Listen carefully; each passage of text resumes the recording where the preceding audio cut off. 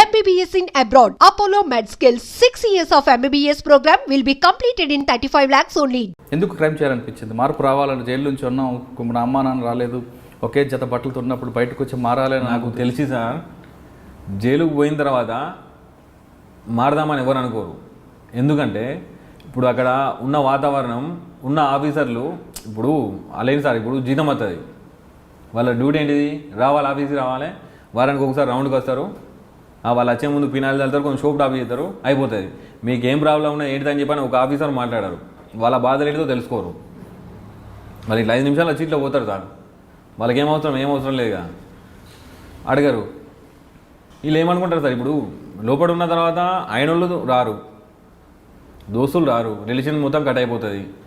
ఇంకోటి రిమైండ్ అంటే చిన్న చిన్న కేసులను పెద్ద కేసులను అందరినీ ఒక దగ్గర కలుపుతారు సార్. వాళ్ళకి ఏం పని ఉంటుంది, ఎప్పుడు ఏదో ఒకటి మాట్లాడుకుంటాను అన్నట్టు. నలుగురు పరిచయం అవుతారు అక్కడనే జైల్లో.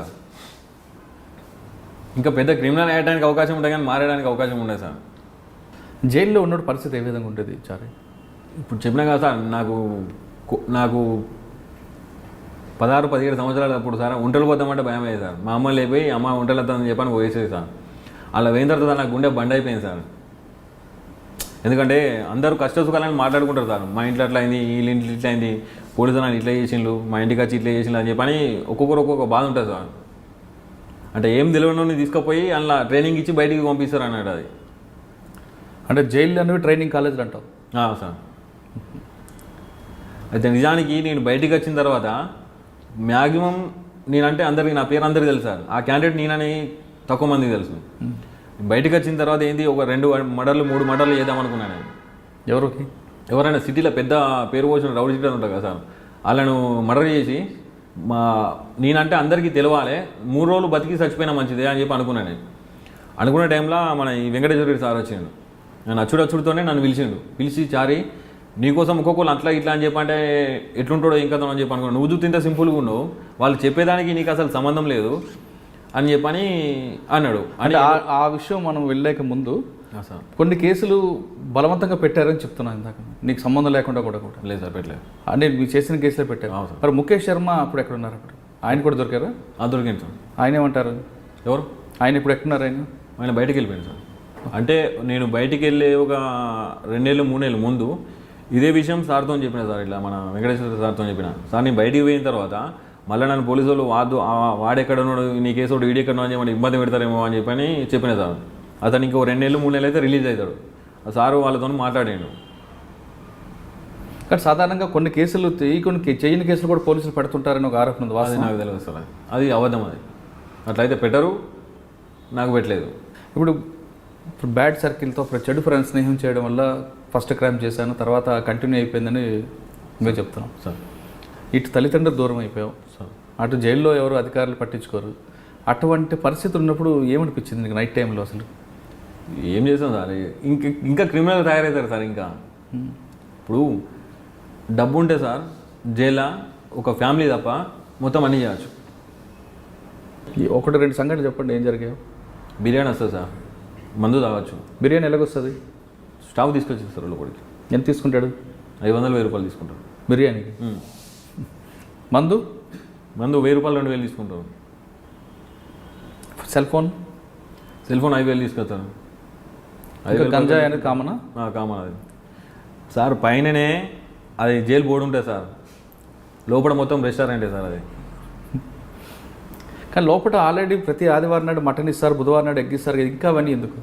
అవి లేనోనికి సార్, అది లేనోనికి ఒక పూట. ఇప్పుడు రోజు ఉన్నోళ్ళ తింటా అంటే వాళ్ళ ముఖాలు చూస్తారు కదా, ఈ ఒక రోజైనా మీరు తిరుగులు అని చెప్పని ఇస్తారు అట్లా. అంటే జైల్లో భోజనం బాగుంటుందా బాగోదన్న?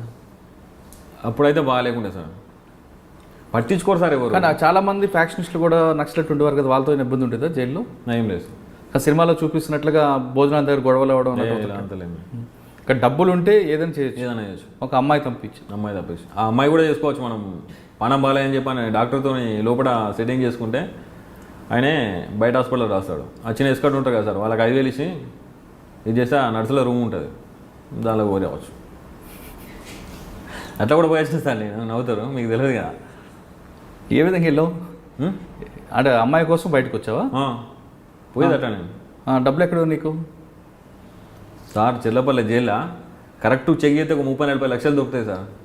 ఒక్కళ్ళ దగ్గర 100 రూపాయలు, 50 రూపాయలు, 10 రూపాయలు, 20 రూపాయలు కూడా కనబడదు. 500, 1000 రూపాయలే అప్పుడు. కానీ చెల్లపల్లి జైలు నుండి ఒక అమ్మాయి కోసం బ్రహ్మచారి ఏ విధంగా బయటకు వచ్చాడు, ఎక్కడికి వెళ్ళాడు? Hospital sir treatment. అంటే ఏమన్నా నీకు ఆరోగ్యం ఏం బాగాలని చెప్పు. డాక్టర్తో మాట్లాడితే అయిపోతుంది సార్. డాక్టర్ పెన్ను వాటి రాసిందంటే ఎవరు అబ్జెక్షన్ ఉండే కదా సార్, పంపిస్తారు, ఎస్కార్డ్ ఇచ్చి పంపిస్తారు. ఏ హాస్పిటల్కి వచ్చావు? ఉస్మానియాకి వచ్చినా, గాంధీ పోయినా. అంటే హాస్పిటల్ పబ్లిక్గా వార్డ్ రూమ్లో అలాగే జైలు వార్డు ఉంటుంది కదా. ఇప్పుడు అడ్మిట్ అయితే జైలు వాడు సార్. అడ్మిట్ కాకపోతే మామూలుగా చెకప్ ఒక అర్ధగంట, గంట సేపు వెయిటింగ్ అంటే మన ఇష్టం. అక్కడ పక్కకు కూర్చోవచ్చు, వాళ్ళు లోపల కూర్చోవచ్చు. ఇప్పుడు ఎవరైనా ఇట్లా మనకు తెలుసా, ఇప్పుడు ఎవరైనా వచ్చి నేను చెప్తా ఇలా పలానా వాళ్ళు సార్ ఫోన్ చేసుకోవాలి, మీకు ఏదైనా చూసుకుంటా అని చెప్పండి, సరే అని చెప్పి ఫోన్ ఇస్తారు. వచ్చి కూర్చొని మాట్లాడుతుంది. ఎవరని చెప్తే అక్కడో చెల్లడో మరదలో గిరదలో అని చెప్తాను నేను. చెప్పిన తర్వాత ఉన్న విషయం చెప్తా, ఇన్ని రోజులు అవుతాను సార్ నాకు ఇది అవుతుంది అంటే, సరే ఇష్టం కానీ మమ్మల్ని బాధనం చేయకు, మరీ ఇంత చేయకని చెప్పి చెప్తారు. వాళ్ళకి అమౌంట్ ఇచ్చేసా అయిపోయా, ఇంకేం. కానీ మరి రూమ్ కావాలి కదా. రూమ్ ఎక్కడ ఉంది సార్, ఎందుకు దొరికాయి? అంటే గాంధీ హాస్పిటల్లోనేనా, ఉస్మానియాలోనా? ఆడదున్నాయి, ఈడ ఉన్నాయి.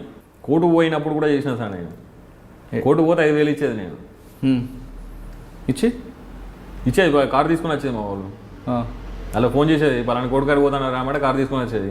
కోర్టు అయిపోయిన తర్వాత అప్పుడు మన ఇవి ఉండే కదా సార్, ఇప్పుడు వైట్ గ్లాసులు ఉన్నాయి, అప్పుడు ఫిలిం ఉండే కదా, లోపల మంచిగా ఉంటే ఎవరు కనిపించకపోయేది. ఆ కారు పక్కన పెట్టేది కోర్టు గోడకి ఇట్లా. అర్ధగంట, గంట సేపు ఉండేది. వాళ్ళు వచ్చిన తర్వాత బిర్యానీ వాళ్ళకి మంది ఇప్పించేది, 5,000 ఇచ్చేది.